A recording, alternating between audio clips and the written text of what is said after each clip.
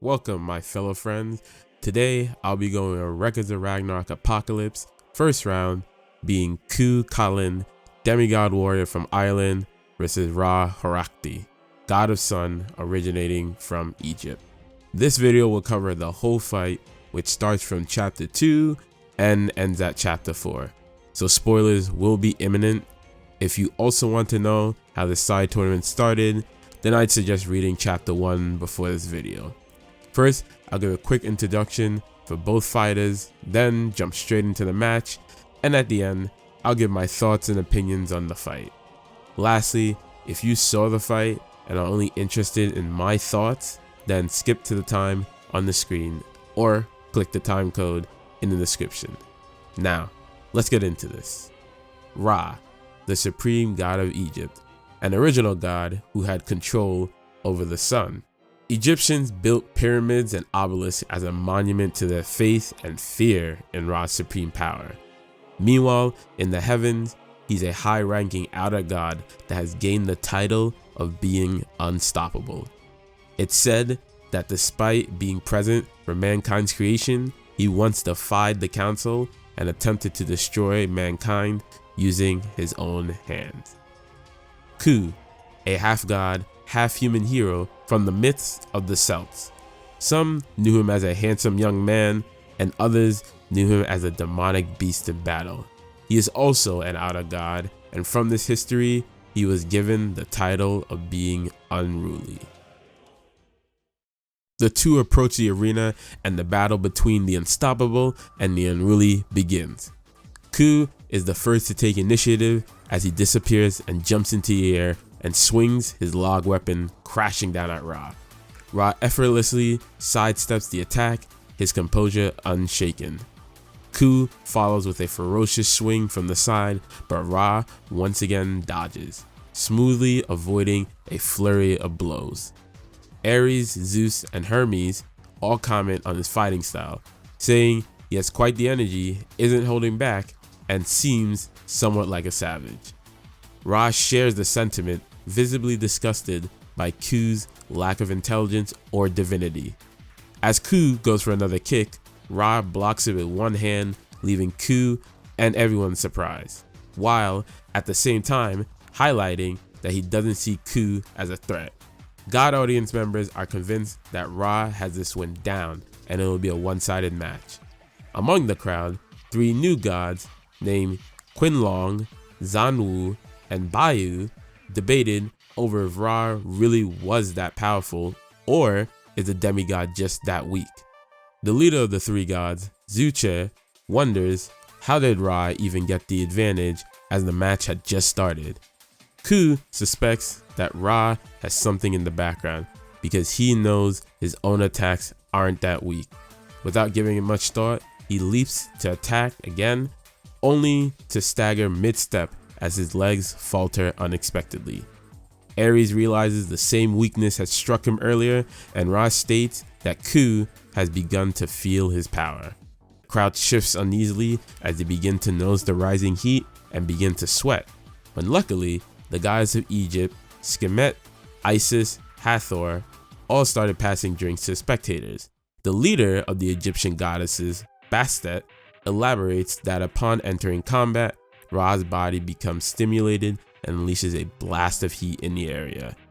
Even being in the stand far away feels like a desert, and one can only assume being so close to Ra is much worse. This passive effect is known as Prominence Field Full Power. Cour feels the searing intensity of Ra's prominence field, the heat engulfing him like an inferno, and screams in agony. He plants his weapon into the ground to create some cover, while the announcer, Jarl, who is also Heimdall's first disciple, comments that it feels like an inferno and even flees to the air. Ares discusses the prominence field is a fearsome technique that even brought him to his knees, and he's impressed by Cour's endurance standing strong despite the prolonged exposure, likely from the moment the battle began. The oppressive field has slowed Cour's movement and weakened his strikes, granting Ra the upper hand to block and evade his attacks easily. One of the chief gods, Shiva, even comments that he feels the intense heat in the stand. Jarl takes a moment to remind everyone of the victory conditions: kill, submission, or incapacitation. Any method that prevents a fighter from continuing will end the match. Observing Cour's deteriorating state, Jarl considers calling the fight. Ra believes this was a waste of time, and other gods give their comments on how disappointed they are at Cour's performance. Before Ra is declared the winner, Cour drives his weapon further in and launches stage rubble towards Ra, during Zeus' statement that Ra is calling the match too soon. Cour seemingly made some sort of recovery and continued to hurl rubble, followed by Ra dodging them, until Ra knocks the rubble away and wonders how this helps Cour. During that, Cour attempts to blitz Ra from behind with his newfound speed, catching everyone off guard. Ra decides if to dodge or tank the attack, but he instead decides to kick Cour away in the face. The two tap down on the ground, and Zuche is surprised that Ra did a desperate kick, which is different from his usual dodge or block style. Ra seems disgusted that the kick was the only move he could do. Meanwhile, Cour's speed and power have surged dramatically. Cour is starting to feel Ra's heat a little and says that they still have a ways to go before the battle ends. Off that statement, all the god spectators begin to think that the fight was actually getting interesting. Ra deactivates Prominence Field, leaving everyone puzzled. Cour initially thinks Ra might surrender, but after seeing Ra's infuriated face, could he sense that Ra's wrath was just beginning as the sun began to loom over Ra. A metallic bird-like armor appears in the sky and rapidly descends towards Ra. Bastet sees that Ra was forced to use his divine weapon, and a bright flash follows. Cour questions if it's a smokescreen and decides to stop these tricks by jumping in. As he jumps, Ra appears to his side and tells Cour that he made a slight misunderstanding. Everyone is shocked, and Ra starts to announce what he plans to do in this apocalypse. After delivering a devastating punch to Cour's stomach, he reveals he plans to conduct pure, unadulterated violence like a diabolical menace. Cour coughs blood and spit and goes flying to the wall. Jarl takes notice of Ra's new form, and his Egyptian goddesses love how he looks so divine. They elaborate that this form is a fusion of Ra and his divine weapon Horus, creating this new form called the Sun God of Light, Arakathy form. Audience members ask each other if they saw the attack that Ra just did. Most couldn't, however, Song Wukong did and sees that armor is nothing ordinary, as it gives him a significant boost in speed and power. This doesn't deter Cour, and instead he smiles and thinks this is his chance, since Ra did have to call off his Prominence Field to wear the armor. Seeing an opening, Cour launches himself at Ra, accepting the challenge of pure speed and power. He leaps towards Ra, and Ra asks, does Cour not understand? While his armor begins to glow and hits Cour with a blast of energy, stating he is no longer a contender to him. Jarl is confused and theorized that the energy blast was the Prominence Field. Bastet reveals that Horus isn't actually armor.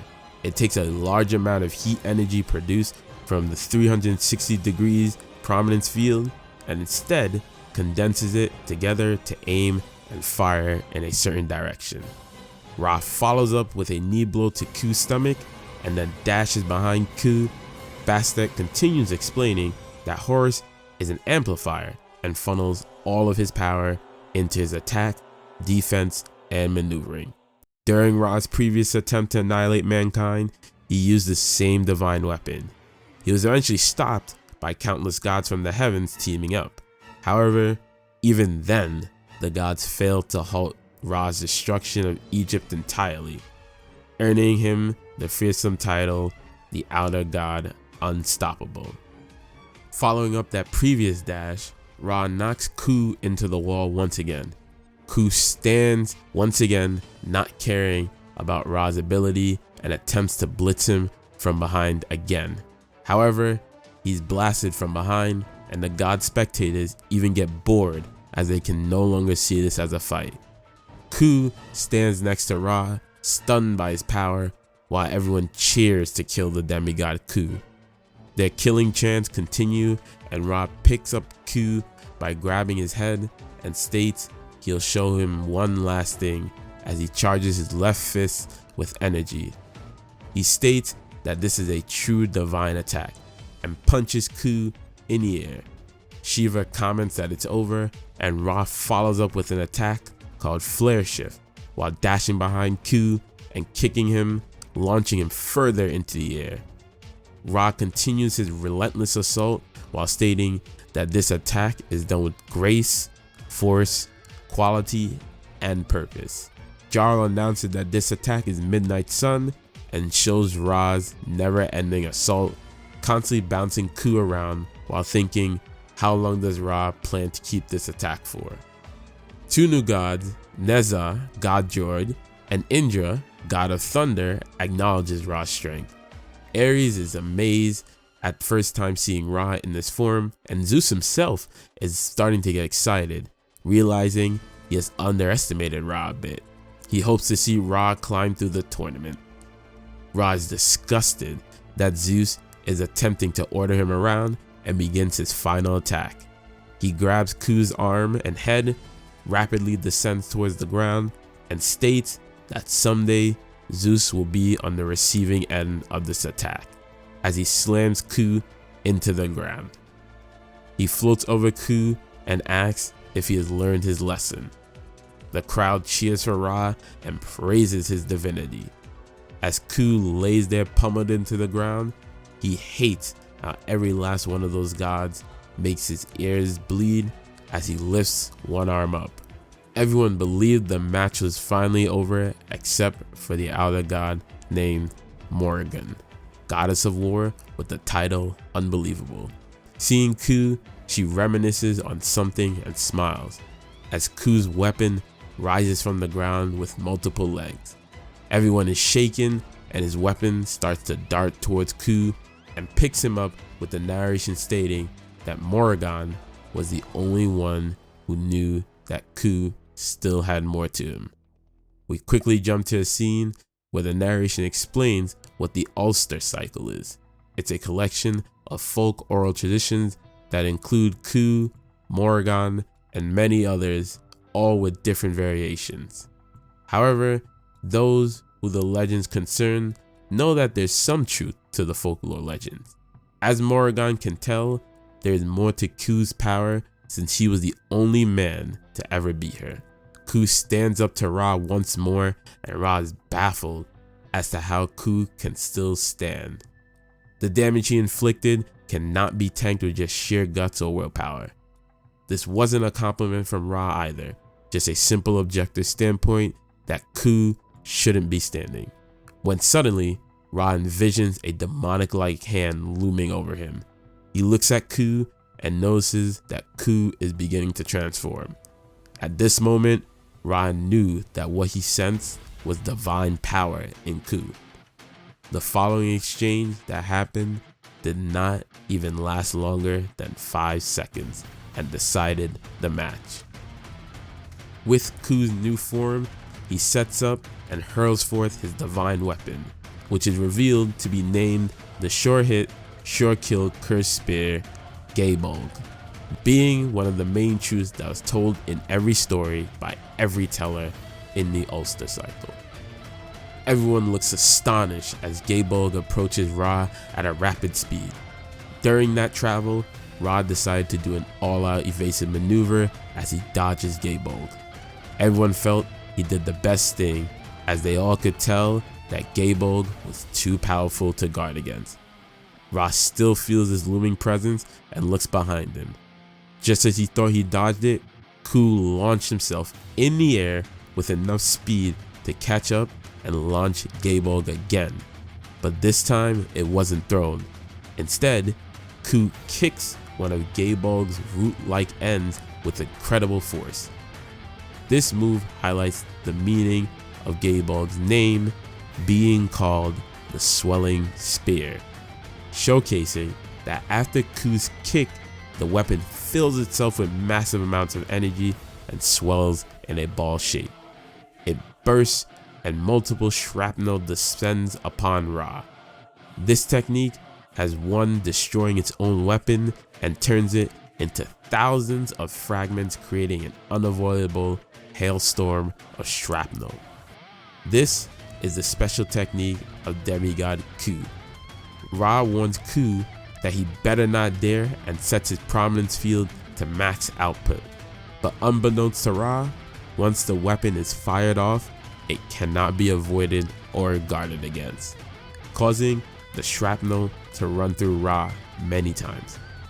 His Egyptian goddesses watch in horror, and Zeus, amongst other gods, smile in excitement as the round is called by Jarl, announcing that it's over, with Cour winning the match with his signature move, Gaebolg, and leaving Ra pierced with a mountain of shrapnel in the background, bringing round 1 to a crazy comeback conclusion.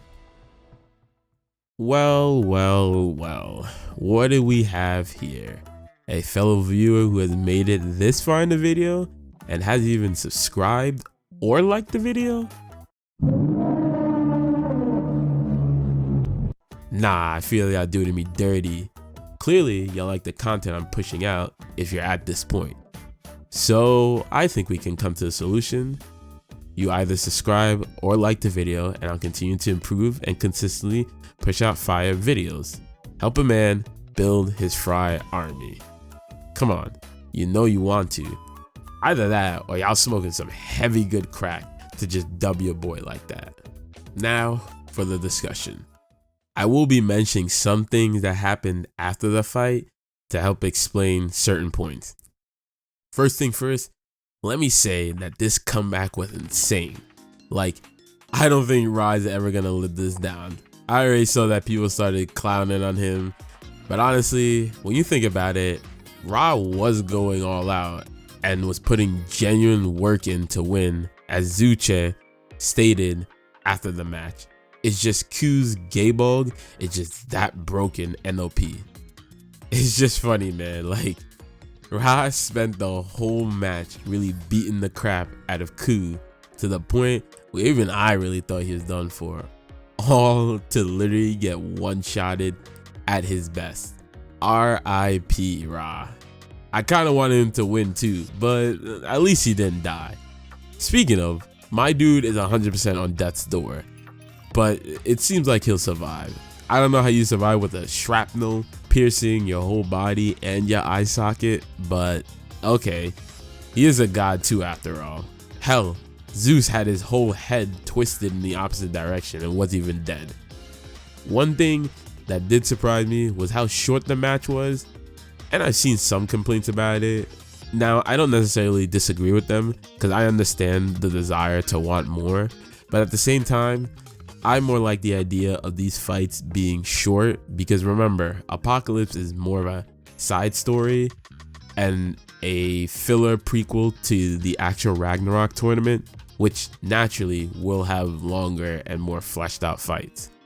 Apocalypse will be perfect keeping the fight short and sweet to the point, in my opinion. Next thing is, while Ra did survive, it is possible that we might see an actual god die sometime in this tournament because it was stated that the goal was to make your opponent unable to fight, whether that be through submission, death, or other means. Like, what the hell could that last part mean? Not gonna lie, they tried to do Cour dirty twice by calling the match, but to be fair, he did look like he was getting cooked. I'm not sure how the hell Cour was able to tank all those attacks and resist prominence field for so long. That shit would have had my ass cooked a long time ago. I guess Cour's durability is that godlike because that sequence of attack during Midnight Sun looked like an astronomical ass whooping. Ra buddy, I'm gonna need you to work on that design for your divine weapon too. Like, out of everything, I wasn't expecting an amplifier suit that makes him look like Iron Man. Sun should have whipped out a phoenix or a giant sphinx, anything else, man. Morrigan seems to be the only one that understands Cour's power, since she did fight him and lost, leading into her wanting revenge. But I'm sorry, sweetie, I don't know if you're gonna get that far in the tournament to get that rematch, especially if you had to fight my boy Indra. I wonder if her fighting Cour and getting hit with Gaebulg is the reason why she has all those scars over her body. Yeah, I'm sorry, it's funny how the first and only hit Cour got just annihilated raw. Like, okay, I guess Gaebulg is just that insane. I will say, the way how it's done as a two-step attack is pretty cool and creative. Plus, it seems like something that Cour can do multiple times in a match. Overall, this match was cool being the first one, and I find it ironic that a demigod, half human, half god destroyed a full god after the whole crowd doubted him. Like, honestly, if I saw that as a god, I would have been cautious with humans too, bro. Like in the actual record of the Ragnarok tournament, since a half god was capable of so much already. Glad to see a half human instantly get the first W. Finally, I like the idea of this tournament featuring only outer gods, and for those of you who don't know, the outer gods are basically unhinged gods that are a danger to even other gods due to their skills and their strength. Which makes sense because I feel like most of the god fighters are pretty competent and have good control over themselves, except for like Zero and Anubis, looks like, and maybe even throw Loki in there. Who knows, maybe the true purpose of this tournament is to eliminate potential threats, or get a glimpse of their power to see how to counter it if the time ever comes. Hermes did say that the tournament could shape the fate of the heavens more than Ragnarok. I also wonder what Hermes is gonna say he has so much stake in before being interrupted in Ra's presence. Or maybe that was the point. Anyway, next match will be Prometheus versus Quitan Da Sheng, also known as Sun Wukong. And I'm already placing my bet on Sun Wukong. So that's all I have for you guys today. Hopefully y'all liked this video and the content. If y'all did, then I recommend checking my live reaction to these chapters as well, which I'll put as a playlist up above on the screen, and let me know your thoughts on the match. And thank you once again for taking the time to watch my video. Means a lot. Stay safe out there and be good people. I'll catch y'all later. Peace.